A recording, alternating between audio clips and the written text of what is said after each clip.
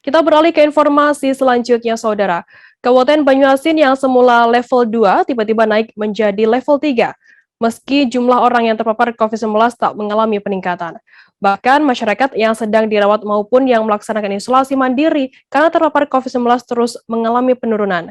Informasi lebih lengkapnya akan disampaikan oleh rekan jurnalis kami dari Tribun Sumsel, ada Muhammad Ardiansyah yang saat ini sudah tersambung sama kami. Halo Ardi. Halo Firda. Ya, Ardi, bisa Anda jelaskan apa analisa dari pemerintah Kabupaten Banyuasin sendiri mengenai naiknya level COVID-19 di sana? Baik, Firda, selamat siang Tribuners.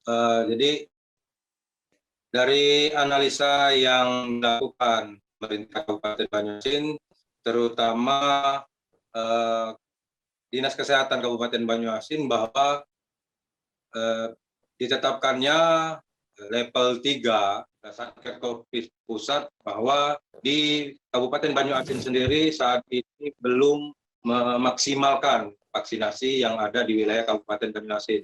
Karena saat ini sendiri Kabupaten Banyuasin belum mencapai 40% dari target 6.000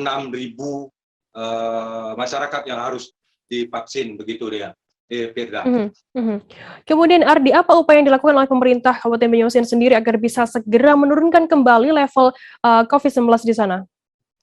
Baik, Firda, jadi setelah kami berkonfirmasi dengan Bupati Kabupaten Banyuasin dan juga Kadinkes Kabupaten Banyuasin, bahwa dengan adanya kenaikan level di Kabupaten Banyuasin, pihak pemerintah Kabupaten Banyuasin bersama dengan TNI Polri saat ini juga terus mengupayakan kecepatan untuk vaksinasi di seluruh wilayah Kabupaten Banyuasin.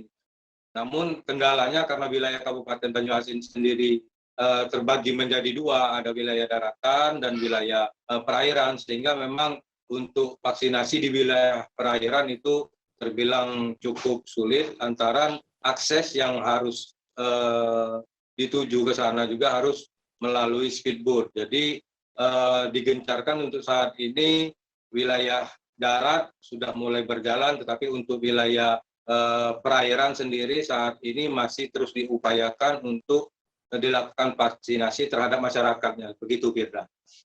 Baik, terima kasih rekan jurnalis dari Tribun Sumsel, Muhammad Ardiansyah, atas laporan Anda. Selamat bertugas kembali. Jangan lupa subscribe, share, komen, dan like ya.